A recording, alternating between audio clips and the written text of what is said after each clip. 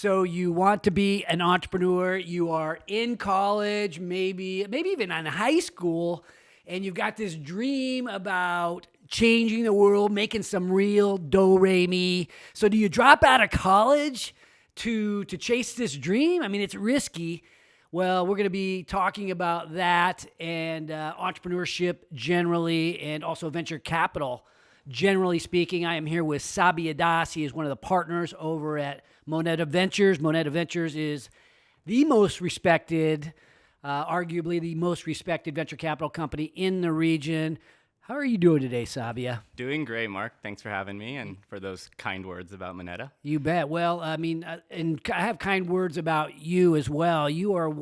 You may be one of the smartest, maybe the smartest venture capital guy in the region as well. You're helping us model out financial projections on some stuff we're working on. I know you're technically very savvy, but you also have a perspective about young people who are in college and whether or not they should drop out of college to become the next Steve Jobs, or they should stay the course like mom and dad told them to.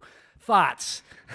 A lot of thoughts on that. And this is ironic because it comes after the fact that I just funded this two Stanford and Toronto dropouts that started a company, got to 9 figures before they were legally able to enter a bar, and Wow. we just invested in them. And so it might be contrary to that, but have had some strong opinions on this, I think primarily based on my own experience. I went to school in the Bay at UC Berkeley, always surrounded by people that are into entrepreneurship, wanted to start their first viral app, their first year of college.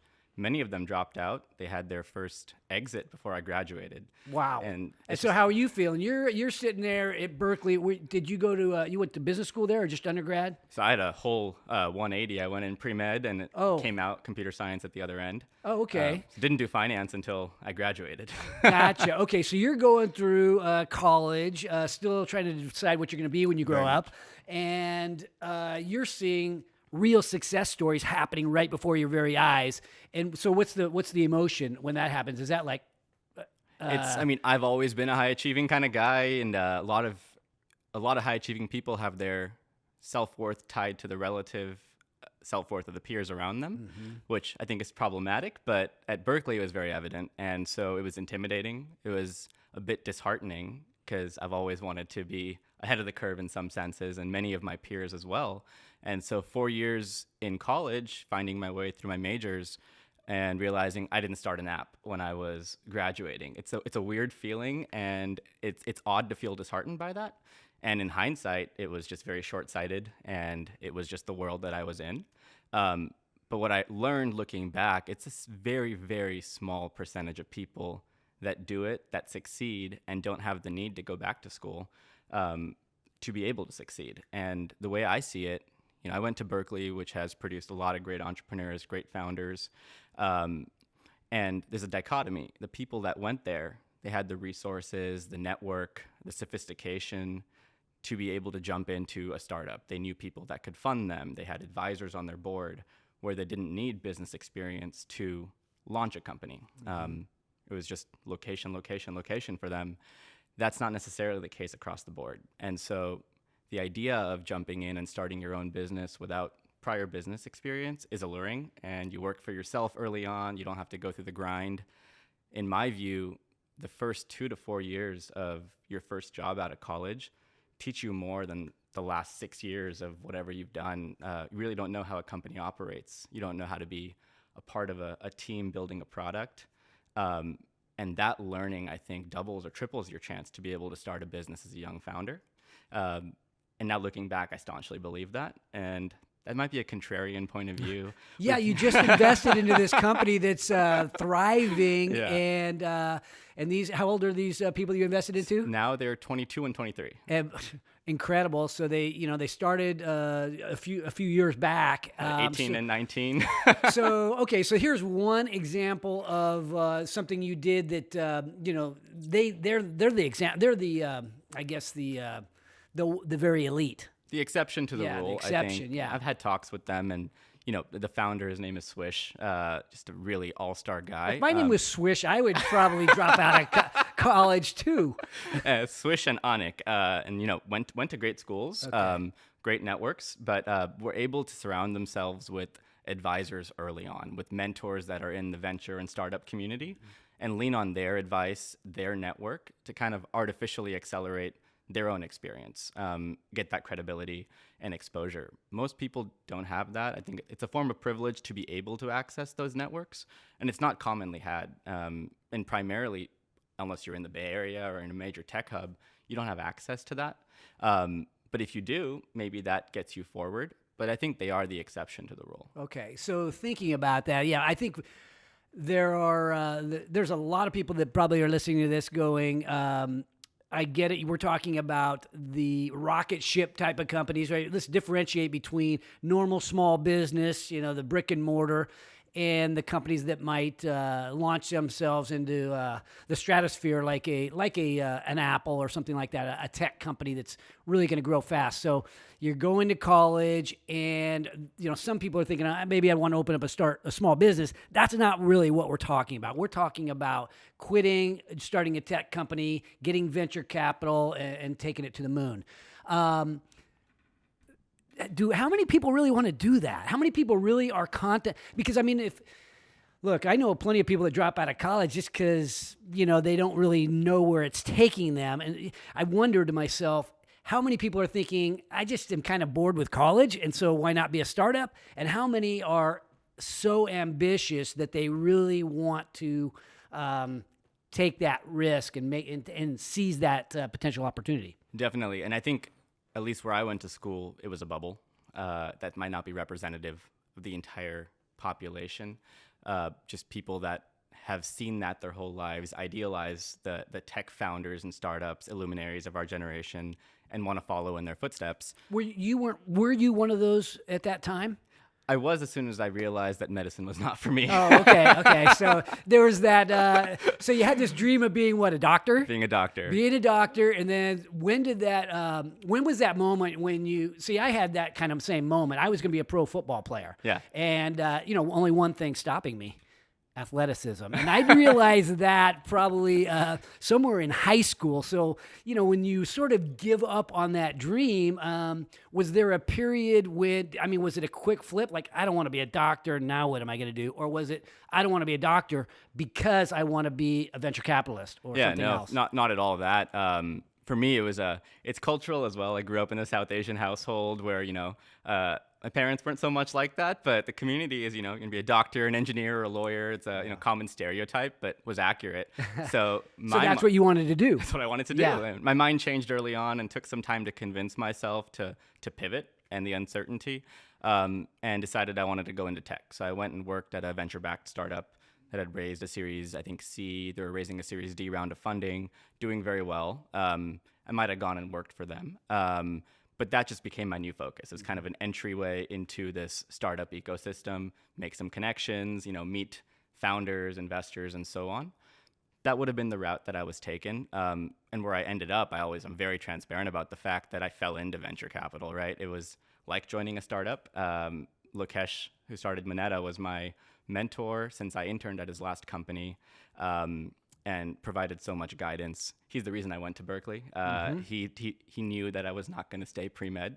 I was going to be at a Duke or somewhere else deep in medicine, and he's like, that's not going to happen. So go to a school that has an engineering program. And thankfully, at that time, he was launching Moneta, and I had an opportunity to kind of do that, where I'm joining a startup. I'm not taking all the risk, but there's a lot of upside. And I'm kind of hitching my wagon to a mentor who has done this successfully. So one piece of advice I like to give college students and even high school students is, we always talk about network. That doesn't just mean show up to conferences, events, and try to go talk to the keynote speaker because you want to be in the Rolodex, but rather find people that have been successful and try to foster natural connections with them. And the unique thing about Sacramento is I think we're a smaller community. Access to talk to someone that knows the space is easier, right? I get hit up by UC Davis, Sac State students all the time just asking for advice, and it's not an issue for me to have a 15-minute phone call with them. And that type of relationship building over, a 2 to 4 year period can have great returns for an individual, right? Where you don't have to go jump in a startup, but you build a relationship with successful people and hopefully be a part of whatever they do. In my mind, it takes some of the risk away from jumping in and starting your own business without experience while still retaining the ability to get, whatever, the tech fame or the fortune that might come with a successful business. What about the people, and I think there's a lot of the population that hasn't discovered, they haven't grown up yet, right? Yeah. So you wonder, I don't know if anybody's ever asked you, when did you become a man? Did anybody ever ask you that? Yeah, I asked myself that. Yeah. And way later than I should have. Yeah. Definitely.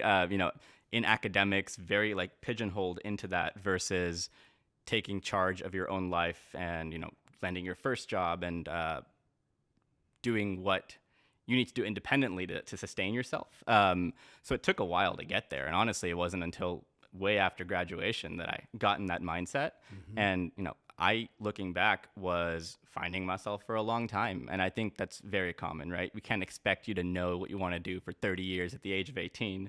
A 5-year plan is probably all I can ever hope for. Right. And so for those that are still, finding their way, I think that's totally fine. And this previous advice, I think, applies to even that, right?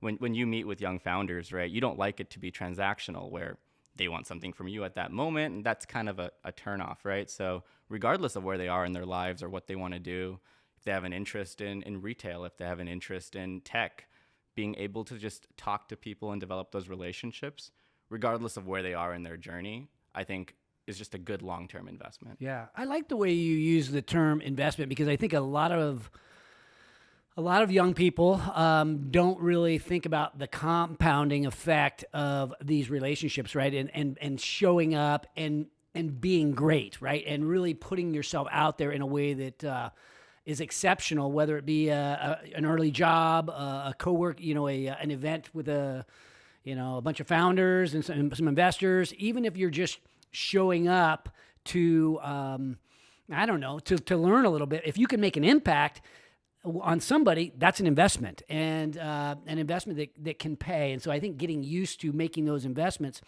is something that I think a lot of us don't think we ought to do, or maybe we're afraid to do it because I don't want to put myself out there.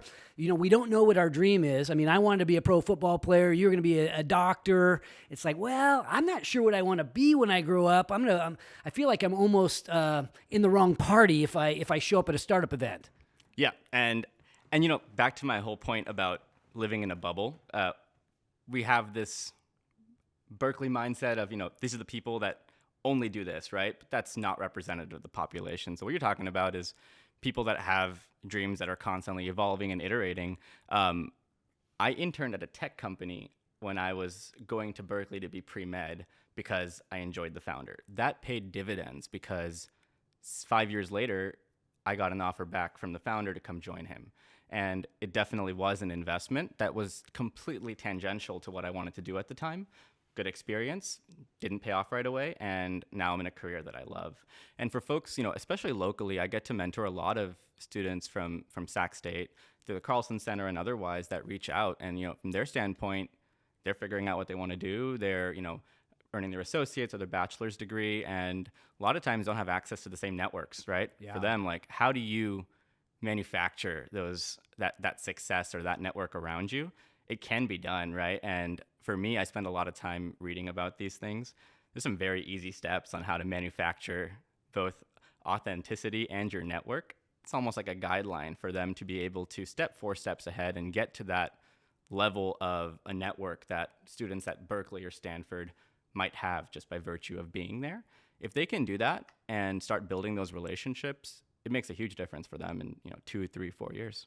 So let's talk about deciding where you want to go in your life. You're this young person. You're in college potentially, and I think a lot of us, we knew we wanted to do something great in our lives, right? What do you want to be when you grow up? I don't know, football player or whatever. It's like, I want to do something great.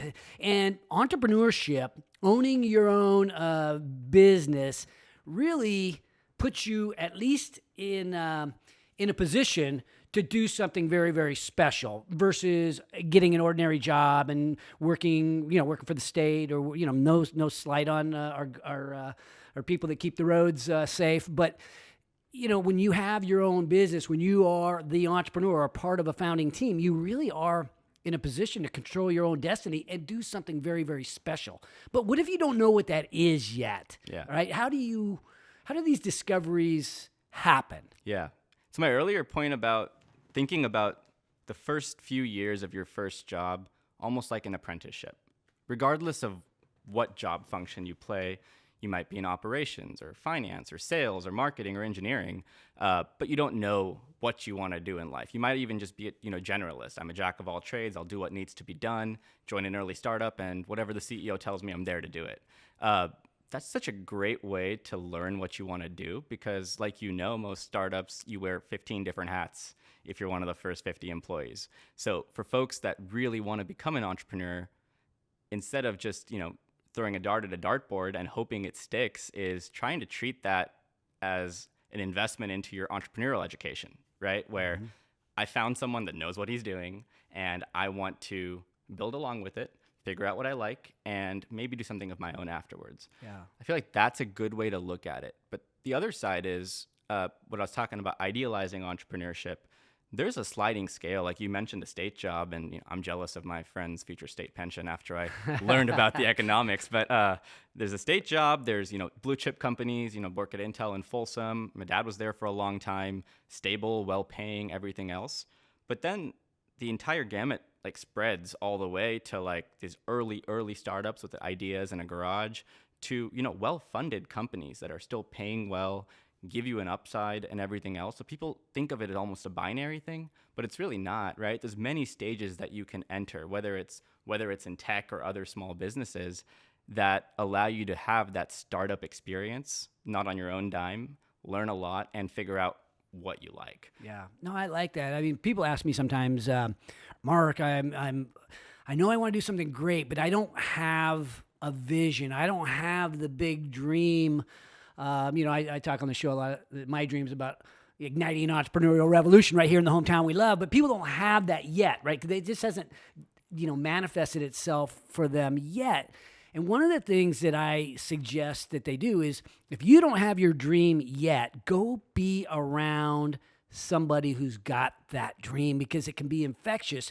And the other thing I would add to that, to kind of piggyback off something you said, is when you're choosing which startup to go get involved with, that person with the dream, attach yourself to what you view as going to be a championship team, because I played on a number of championship teams in sports.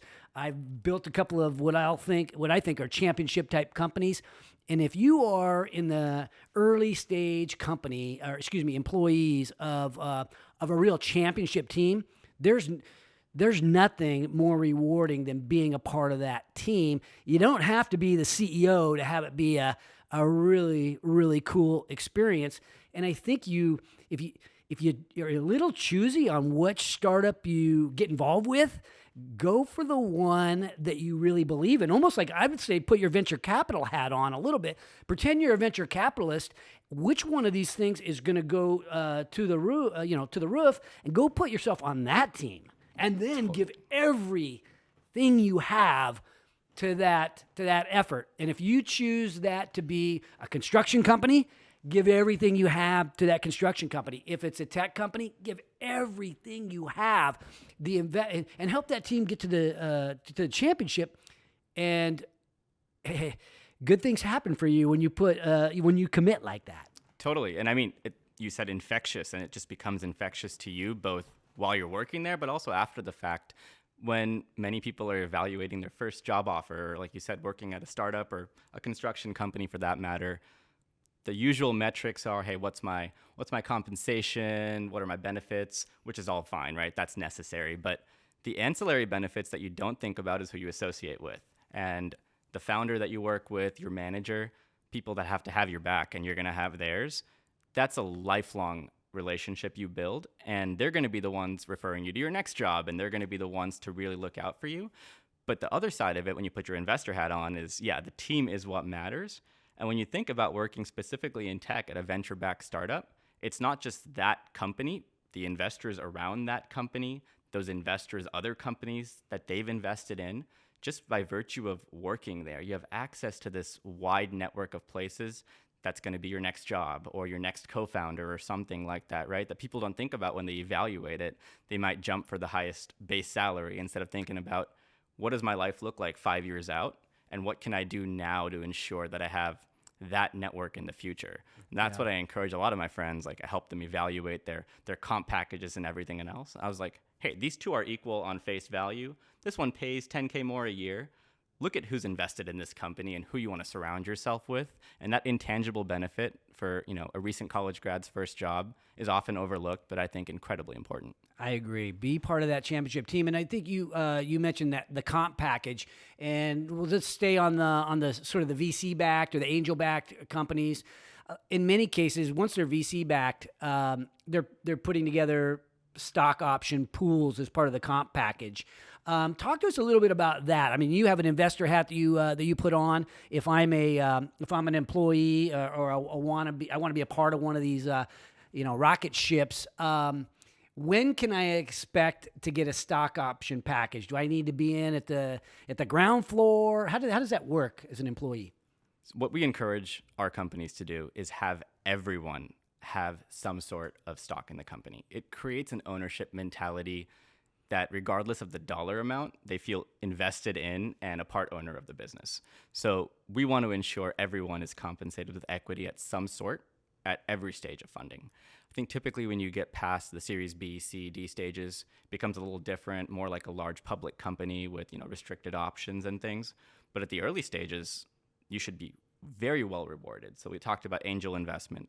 Typically, when you have an angel investor, you don't really have capital to pay anywhere close to market salaries, right? Like, no matter who you're hiring, you're going to take a 60, 70% pay cut from whatever you were doing before. And if that works, great. And you make up the rest of it with options. The way I like to frame it is that opportunity cost for you needs to have some ROI. So we'll just take an example that you would have gotten a junior software engineering position at Intel, maybe making $70,000, $80,000 a year, and you're going to go work for two people that got angel investment, and you're going to be their founding software engineer. They can pay you maybe $30,000, $40,000 until they get funded for a year. How do you make up that $40,000 delta? The options that they give you based on the risk profile need to be worth maybe 4 or 5 times that in a 5-year period, in order for it to be worth giving up a guaranteed salary of that amount, right? So when I create comp packages a lot of times for both friends and companies to say that, hey, what's your risk tolerance and what does this need to be worth to you in 5 years to make up for the fact that you're losing a guaranteed $40,000 or $50,000 a year in base salary? So just thinking about it that way means that you could have outsized returns and more risk. And they should be expecting those equity packages early on. And it gets smaller as the company gets better funded, right? Because the risk that you take on is lower. So at an angel level, right, you might have a few percentage points as an early employee, which is a lot when the company's worth a ton of money. And after the Series A, that'll drop to a couple tenths of a percent point, right? It's still worth a lot of money, but at that point, they have enough money to pay you market salary. So the earlier you join at the ground floor, the higher chance you have of success, and you're giving up a few years of earning potential. So that's how I typically look at it.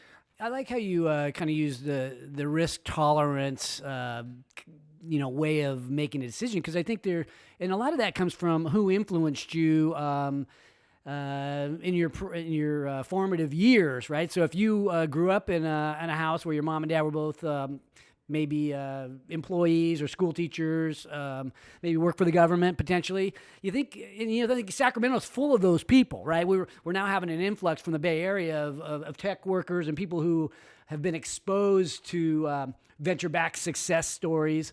But in Sacramento, we're kind of a government town. Yeah. You feel like your friends from around here have a little more, I'll call it employee mentality or lower risk tolerance. Give me the guarantee. Give me the sure thing. Let me play for the pension.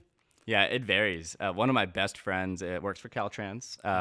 He's making good money. He's very happy. And he's going to put in his time and have a guaranteed pension, right? Live a good life and works out great. I mean, state pensions are notoriously great packages.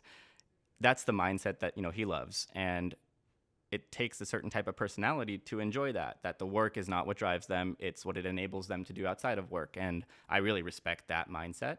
But in Sacramento, I'm seeing a huge shift in the other direction. Might be partly because, we're getting an influx of folks that are coming here, young families, individuals that are coming from the Bay and elsewhere that have that mindset. But it's also kind of how investors here are changing that mindset. We're seeing more homegrown companies. We're seeing companies move operations here, and they have that mindset of instilling an ownership mentality in their employees, right? And so I think it's not just economically beneficial for people to think that way, but it's becoming a cultural shift in Sacramento.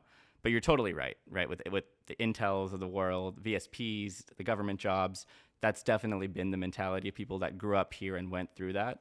For me personally, right, my dad worked at Intel for 21 years. He was a director there.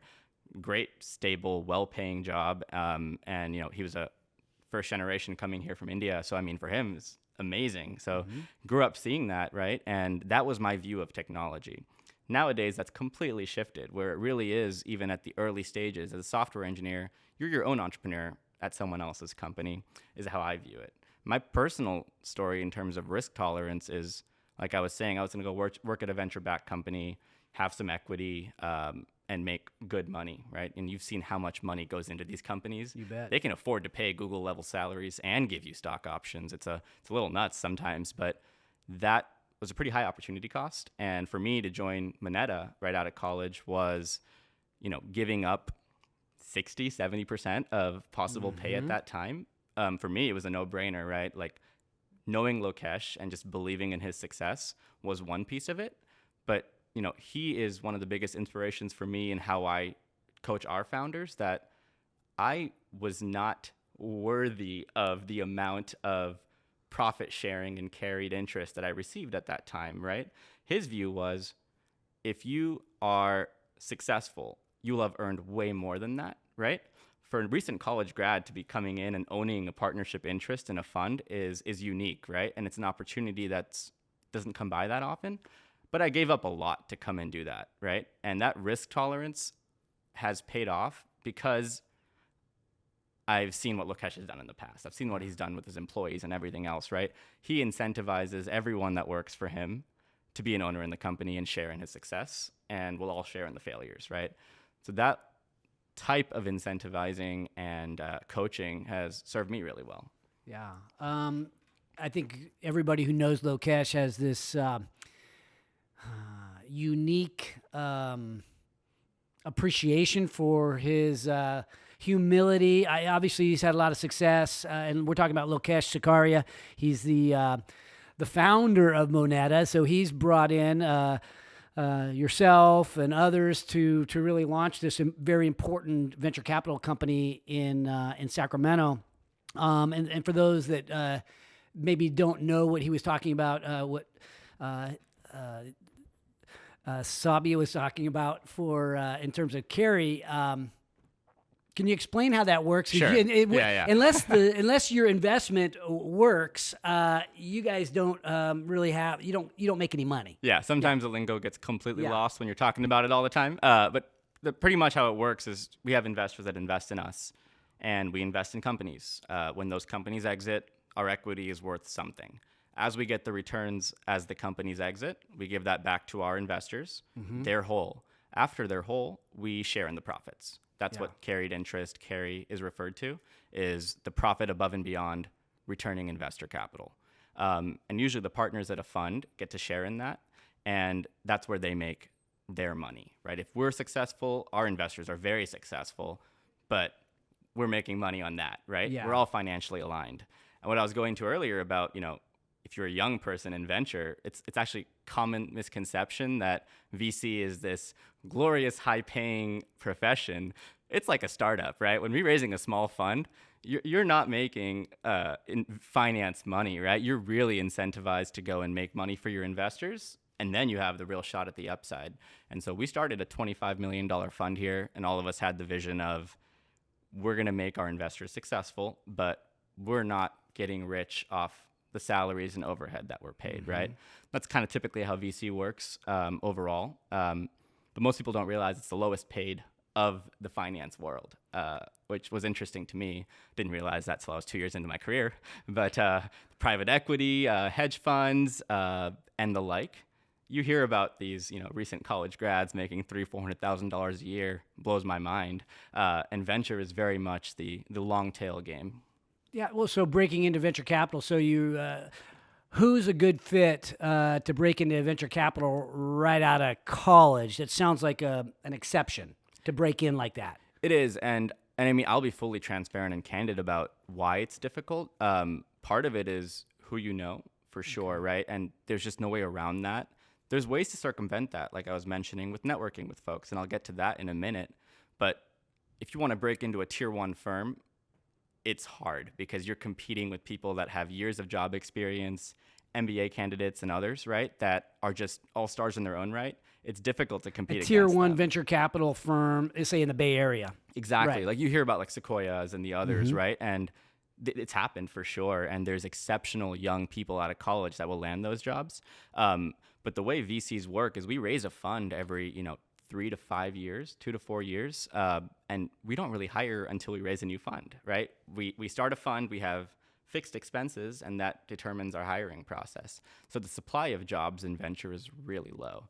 And when we do hire, it's probably going to be someone that we've worked with before or that's referred by the extended network. Is kind of just the nature of how it works. But what happened with Moneta, at least when we were starting it, is I was part of that kind of founding team as an analyst, right? So the future is unsure. We don't have the brand name recognition yet, but I'm confident in the team, right? So for people that are looking to break into venture, it's these early funds that are getting off the ground that are going to look for talented, hardworking individuals that have a certain competency threshold. It's not a very high threshold at the early stage, right? You got to be a master at Excel. You have to understand the tech lingo and track the trends. But you can hitch your wagon to someone else's success at the very early stage of a fund, and that gives you a possibility for growth. But people looking to break into venture, the most common ways is go work at a venture-backed company, go work in a different field, and then eventually transition in. Different field, would that be like something in finance? You go to work for Morgan Stanley or major brokerage or something? That's a very common way to get into venture or private equity is typically the finance, undergraduate business, economics. You're going to go work as a consultant or investment banker, maybe do your MBA and come into venture. That's been kind of a tried and true approach. Takes a lot of time, takes a lot of money, and works for some. And depending on the venture firm you work for, they might not like that profile of individual, right? Like I don't fit that profile when I came in, right? They want, go-getters, personable people, not necessarily people that just know spreadsheets, but, many people like yourself who are like, we can interact with people. We have that persona, charisma, as well as the competency to put together financial models and things like that. So advice to people that want to break into venture, right, is going back to it, networking with, angel investors. They might be starting a fund in the future. Like it's a great example with the Growth Factory, right? It's like transitioning from my own angel investing into a fund and maybe hiring an analyst, is networking with those types of people, tracking the trends. There's VC job lists that are out there that pretty much tell you this guy's starting a new fund in LA and he's hiring an analyst, right? If you track these things, you get in under the wire. It's a great way to just like break into venture. And even if you don't break in right away, you might in the future if they know you. And a great example is the guy I just hired, right, a year ago. I don't know if you've met Eli, but Eli Wolfson is an associate with us now. And he was not connected to Moneta. It was a third-degree referral to us, but an absolute rock star. He interned for me after his freshman year at a small private school in the East Coast, did not come from the tech Bay Area background, kept in touch with me after the internship. I let him know, hey, we're not hiring for another 5 years. He came back for another internship. He's like, hey, I love you guys. I love working with you guys. And we just happened to be able to raise a fund and said, we're not going to run a process. We're going to hire you, right?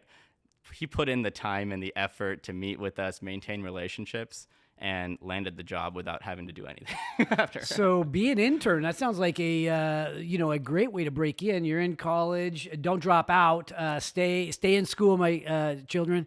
But go become an intern. It's a way to sort of test the waters, if you will. And I mean, and I guess the one of the learnings that I have from that story is Eli's his name, right? Yeah. He obviously kicked some serious butt, or you wouldn't have recruited him back in. So that's kind of the interesting thing. It's okay to be great. Hey, it's just an internship. What's the big deal? Go be great, and you never know. It might be your way of breaking into a field that's very difficult to break into. He was unique in that he did amazing work in his internships, obviously, and excelled, and the team loved him, which the culture fit is huge in a small team.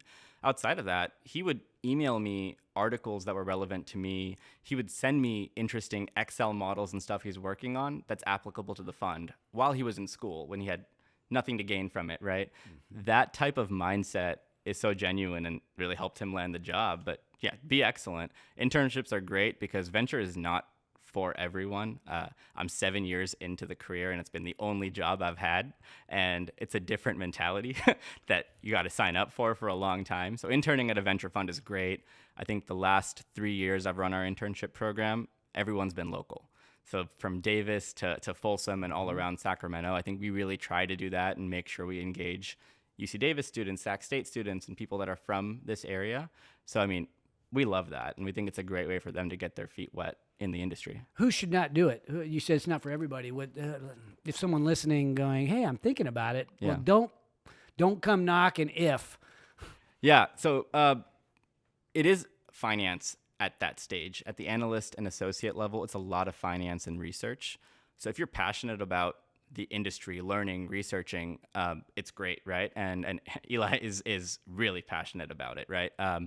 That's putting in your work in your first few years of work. That might lead to a future career as a partner or a principal at the fund, but you have to be either passionate about that or at least not hate it. Mm-hmm. So that's piece one. The second piece is if you want to build a career in venture, just like anything else, it's a very long tail game. I was mentioning, the carry and how VCs make money. If you're there for a few years and you're out, the whole purpose of going into venture is to share in the success of how your companies do. And we're just now seeing, the carry from Fund 1 going to come in this year from 7 years ago when we started the fund, right? Because the companies take a while to grow and exit. So you have to have that patience and commitment to say, I'm going to sign up for this job knowing that I need to stick it out for 6 to 10 years to really see the fruits of my labor. And it's a different type of mindset. It's a bit more slower moving as a career, fast-paced day to day. But if you're okay with that, it's a great place to be. Yeah. I wanted to go back to Lokesh a little bit because one of the things Rick and I, my partner over here, Rick, and I were talking about when an entrepreneur investor, an investorpreneur, if you will, invests into your early stage company, that can be an advantage as compared to simply a finance person who owns a venture capital company investing. How much does Lokesh's previous entrepreneurial success sort of, I know it plays into the success of Moneta, but how much does it play into the success in terms of helping the founders that you guys invest into? Yeah, that's the entire thesis upon which Moneta was started. And me not having spent as much time working with him in the past was originally skeptical of this idea of operating companies and investing in them at the same time. But the idea was we're not going to see the top 1% of deal flow for Moneta, right? We don't have the name recognition yet to get access to those companies. They're going to get funded by the top Silicon Valley firms, venture firms. So what do? We're going to get good companies. We're going to find great founders. But how do we make them excellent? And so Lokesh's thesis was we can't just assume that's going to be them on their own. So half our job is finding and investing in the right companies, but more than half, honestly, is operating with those companies. So we do all of it. So we help them spin up their sales teams, right? At the Series A and seed stage, you might have one salesperson. The CEO is the guy usually selling. We've done this for a few companies where we've actually created the sales team internally to go sell their products, right? And that's an experience that founders have to go through, and we can accelerate that. Most VCs are on the board of directors of the companies that they're invested in. They have quarterly board meetings. They provide advice, guidance, strategy for the next quarter. Our focus is we're doing weekly or bi-weekly calls with most of our founders, and not just the CEOs, but the CTOs, the marketing guys, the sales reps, to kind of just help them stay on track or answer their questions that they might have so they don't have to reinvent the wheel. So I think it makes a massive difference to our portfolio. And I know Lokesh likes sharing the story, but for one of our companies that was doing incredibly well out of our first fund, we were the only investors in the company, and we owned a good amount of the company. But Vaibhav, who's the other managing partner, spent a significant amount of time with them, almost as like a C-suite executive, day in and day out, helping them grow. And they grew to profitability and, 25 plus million in revenue, doing really excellent. At that time, the founder called Vaibhav and said, hey, I want to give you guys another percent. And so Lokesh and Vaibhav are like, you want us to buy a percent from you? You want us to invest some more? And his view was, no. I mean, when I took on investors, I thought I was getting money. But what you guys have given me, I just want to give you 1% of what I own. He gave you 1% of his company? Just gave us 1%, right? And a company that's doing 25 million in revenue is worth some serious dough, right? So for us, whoa, that just was like a testament, 4 years into the fact that, hey, this operating thing, entrepreneurs themselves value this so much more than the brand name or the money of any venture fund. Wow, I'm a little pissed off at myself right now, I have to admit. Rick and I do investments into these founders, and sometimes, usually a little earlier stage than you guys, but and I'll have people sit across from me on the couch and might even have tears in their eyes because they're they're thinking about whether they're going to make it or not. They're teetering, right? Sure. So many of these early stage companies face near-death experiences over and over again in that first couple of years. And it can be really stressful, and somehow we hold their hand and, or maybe get them connected here and there. But nobody has ever given me a percent of their company after the fact. So we have to step up our game a little bit here. This is really inspiring. Now you've motivated me. Setting the new bar. Yes. Be so good they give you part of their company. Come on, man. No, but it's helped so much. And I think specifically in Sacramento, right? We have some amazing founders here, hustlers that do incredible work. But the Bay Area DNA of being around it is just not here yet, right? And it's coming slowly.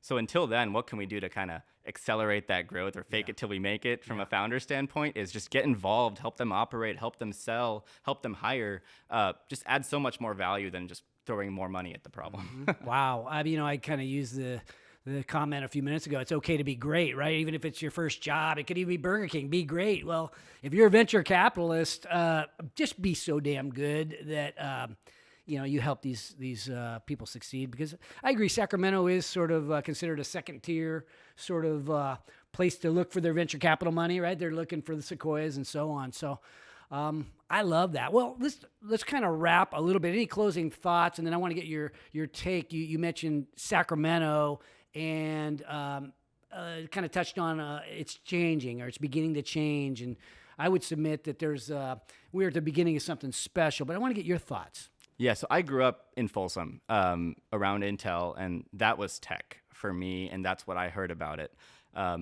Nothing more, right? And so this is 20 years ago, and then I went to college at Berkeley, where I was exposed to a lot of it, and it was a bit of a culture shock and so different than what I'm used to. Came back in 2014 to work at Moneta. And there was just the beginnings of that change happening. We have some organizations working on economic development, on investment, and we're seeing some homegrown startups that started then. And your idea of this entrepreneurial revolution, I think, has just kind of taken the city by storm. A slow storm, but a storm nonetheless. A little too slow for my liking, but it's we're in the process. No, you guys are doing amazing work, but we're seeing this infectious enthusiasm, but that alone is not enough to ignite this economy.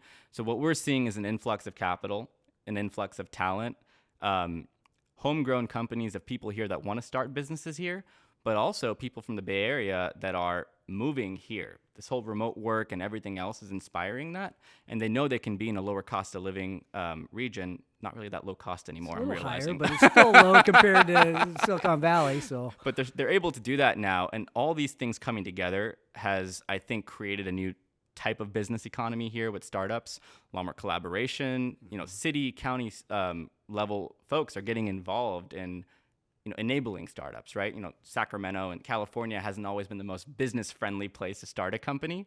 We're seeing that change now, right? And I think that's working. We're seeing new funds being spun up. We're seeing other investors take note of Sacramento. And one thought that, I've asked every big name VC that I've had the fortune of being on a panel with or asking questions to, hey, I'm from Sacramento. We're investing in Sacramento. What does it take for you guys to look at us? And they're just like, we haven't considered it because you guys have not had $1 billion exit yet.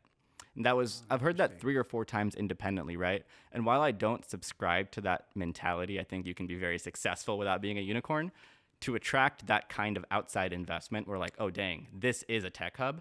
Yeah. I think we need a couple of those big hitters to just kind of put us on the map. And I think we're on the way to make that happen. There's a couple coming. Origin Materials, he's been on the show a few times. John Bissell, and there's a few others that look like they could get there. So, yeah, we get a couple real success stories, and we'll have proof. For sure. Yeah. Well, Sabya, appreciate you joining me on the show today. Appreciate our relationship with you and Moneta.